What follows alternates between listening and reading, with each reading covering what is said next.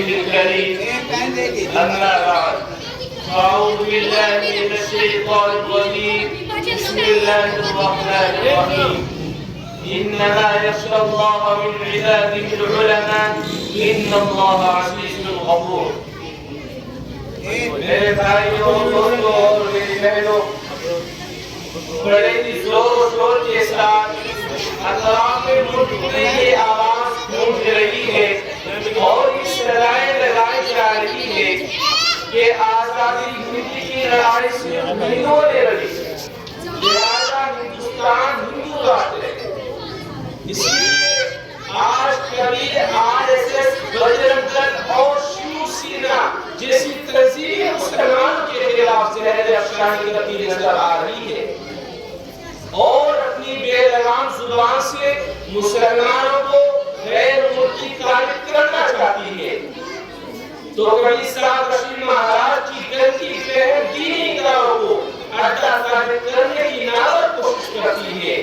میں پوچھنا چاہتا ہوں حکومت سے کہ جب ہندوستان کی سرزمین پر انگریز کا تسلط ہوا اور جب ہندوستان کی ماں کا صندوق کھولا جا رہا تھا خوبصورت عمارتوں کو توڑا جا رہا تھا عزت و آبرو کو پیروں تلے کچلا اور روکا جا رہا تھا وہ کون تھا جو اس ملک کی عزت کو بچانے کے لیے اپنا خون بہا رہا تھا آج تم ہم سے شرعِ وفا مانگتے ہو اور سورج سے زیادہ روشن تحریک آزادی میں ہمارے کردار کو مشکوک نگاہوں سے دیکھتے ہو تو سنو ہم ملک کے رکھوالے اور مقام ہے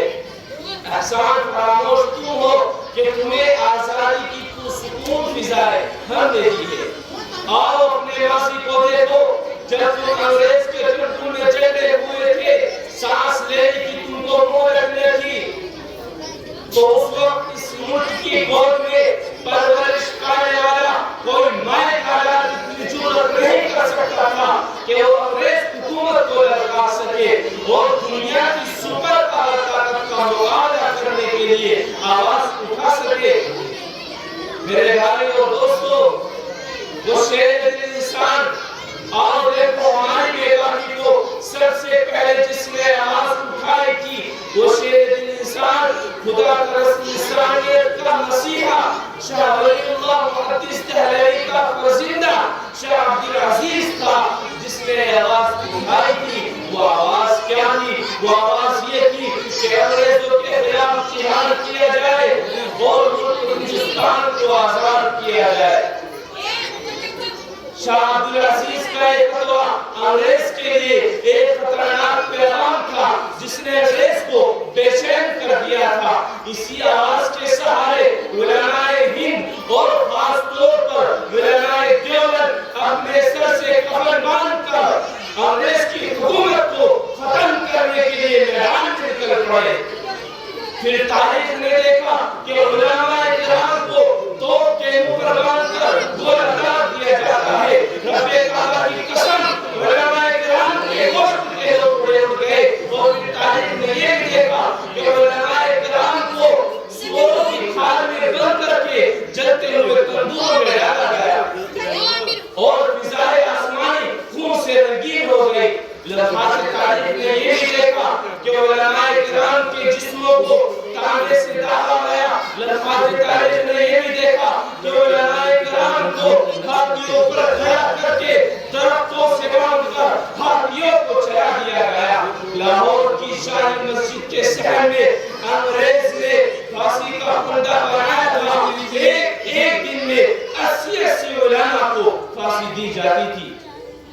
اور یہ بھی ہوا کہ علماء کرام کو گولیوں میں بند کر کے دریا میں ڈال دیا جاتا اور ان کو گولیوں کا نشانہ بنایا جاتا اور یہ بھی ہوا کہ علماء کرام کو آگ کے انگاروں میں ڈالا گیا اور ان کو بھون دیا گیا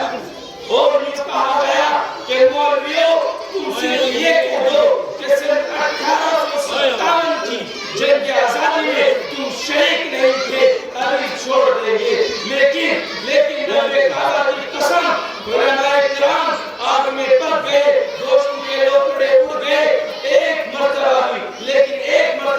کسی نے بھی انگریز انگریز کے سامنے جھکر نہیں جھکائے۔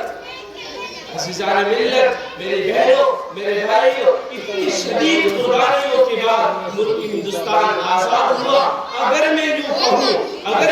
کہوں کہ علماء کرام کے خون سے سرزمین ہند کو دھویا گیا تو مبالغہ نہیں ہوگا۔ کہیں سید احمد شہید بریلوی اپنے خون کا نذرانہ پیش کرتے نظر آئیں گے تو کسی محاذ پر شاہ اسماعیل شہید رحمہ اللہ اپنا خون بالا کوٹ کے پہاڑوں کو رنگین کرتے دکھائے نظر آئیں گے، تو کہیں شیخ الہند اور شیخ الاسلام شمشیر برہنہ کی طرح نظر آئیں گے۔ یاد رکھو یہ وہی شیخ الہند ہے جس نے انگریزوں کے خلاف ایک عالمگیر تحریک چلائی تھی۔ اگر انسان حیران و شدت رہ گئی جسے تاریخ میں تحریکی ریشمی رومال کے نام سے جانا جاتا ہے۔ الغرض مختصر یہ کہ اگر جنگ آزادی میں علماء کرام حصہ نہ لیتے تو یہ ملک ہندوستان کبھی بھی آزاد نہ ہو۔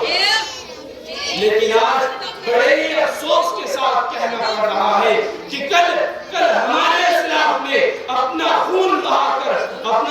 پسینے کی طرح بہا کر آزادی جیسی نعمت حاصل کی تھی، لیکن آج ہمارے پر کیا ظلم و ستم ہو رہا ہے وہ روز روشن کی طرح آیا ہے، بیان کرنے کی ضرورت نہیں ہے۔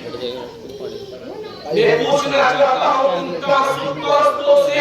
ان فرقہ پرستوں سے، ان آزادی کا نام لینے والوں سے، کیا آزادی اسی کا نام ہے کہ مدارس پر حملہ کیا جائے، مدارس پر پابندی لگائی جائے، قرآن میں تحریک کا مطالبہ کرے؟ کیا آزادی اسی کا نام ہے کہ ہمیں دہشت گرد کہا جائے؟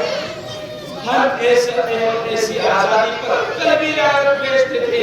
آج بھی لعنت بھیجتے ہیں۔ ہمیں آزادی چاہیے، رب کے نظام کی آزادی، نبی کے دستور کی آزادی، صحابہ کے نظام کی آزادی۔ میں اپنی تقریر اس شعر کے ساتھ ختم کرتا ہوں۔ اپنے اجداد کو کبھی بدنام نہ ہونے دیں گے، اپنے اجداد کو کبھی بدنام نہ ہونے دیں گے، یہ حویلی کبھی نیرام نہ ہونے دیں گے۔ دیکھنا ہے تو دیکھ حکومت کر کسی شہر میں کوحرام نہ ہونے دیں گے۔